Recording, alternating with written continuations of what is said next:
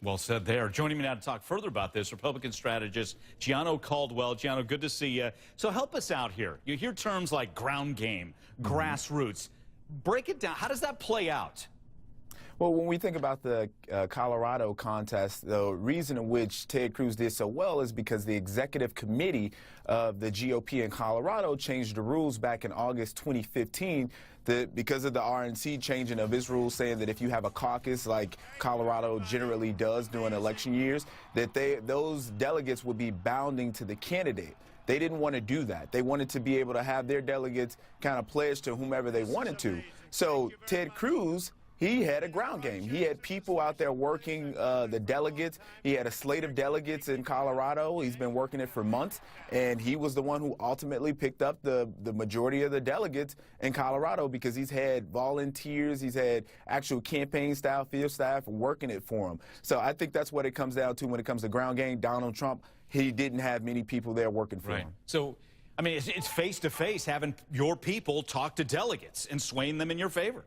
Absolutely. That's absolutely correct. Okay. And yeah. All right. Well, Donald Trump, let's flip the deck here. Not happy with the process in Colorado. Spoke this morning on Fox News. Here's what he had to say. The people out there are going crazy, you know, in the Denver area and Colorado itself, and they're going absolutely crazy because they weren't given a vote. This was given by politicians. It's a crooked deal. This was changed in the summer to help a guy like Cruz, and it's not right. Okay. But the point, everybody knew the rule change. Yeah. It was done back in August. So what about, but again, clarify in Colorado. So does the citizen have a say or not, and how do they have their voice heard? So generally speaking, yes, they would caucus. Republicans specifically would caucus. So there was not a caucus. There was not a primary election. This was determined by party insiders, if you will. These were activists who made the determination of who would be delegates. And this plays into the Donald Trump narrative that the establishment is trying to steal the race from me. Right. So this, at the end of the day, is not the people who chose who the delegates were going to be. It was the party insiders, per the GOP's rules of Colorado, that made the decision on who the delegates would be. Got it. And for some, that'll anger them, and some will get, you know, just more in the trenches for Donald Trump. But absolutely, you know, yeah, right. But regardless, let's take a look at the numbers. The way we figure it, he's got to win. Donald Trump, I'm talking about 63% of the remaining delegates. That's a tall order. That is a lot. Not likely. So now you've got the likelihood of a brokered convention. Does the new candidate emerge, and if so, who? Is it a guy you're familiar with, Paul Ryan, potentially? Well, I think in this situation, we see that I think Donald Trump is at 743 delegates currently. He needs right under 500 in order to secure the 1,237 delegates to be the Republican nominee.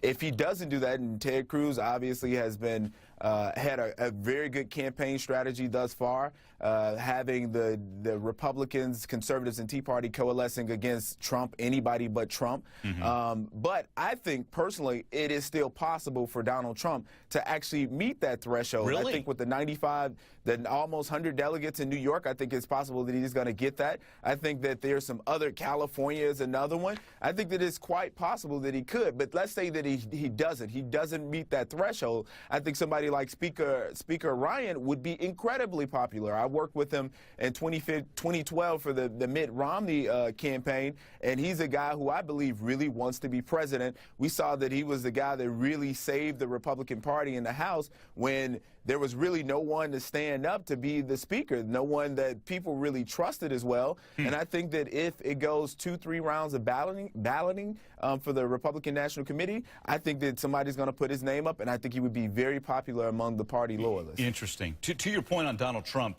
you got New York next. Week after that is Connecticut, Delaware, Maryland, Rhode Island, Pennsylvania. He should do well there as well. But if, and we'll continue down that line, he doesn't get the required number of delegates, and it is a brokered convention, how do you get the party to come together? You can get a lot of, if it were to be a Paul Ryan or somebody else to rise up, you'd have a lot of angry people that voted for Donald Trump and want him on the ballot.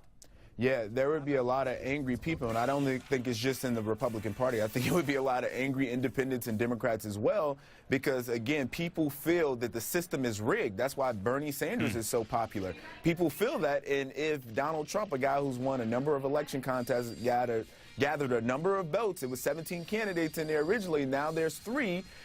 If he isn't the guy that's awarded it, there's going to be people that believe that the party stole an election.